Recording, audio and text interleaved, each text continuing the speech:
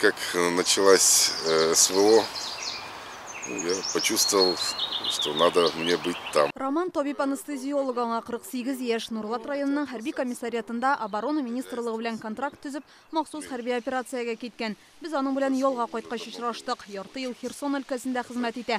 Хәрби хәрәкәт ветераны таныклыгын алган. Хочу передать привет военкому Нурлата.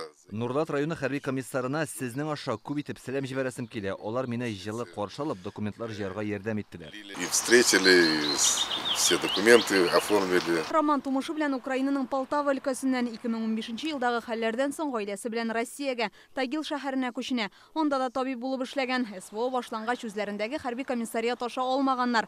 Шуннан соң Татарстанда егетләрне контракт буенча хәрби хезмәткә чакыруларын белеп ала. Шалтыратып сораганнан соң безнең республикада өстенлекләрнең күбрәк булуын аңлый. Хәрби кием бирәләр, балалар өчен дә ташлама бар. Там обещали хорошие выплаты, да и выплатили.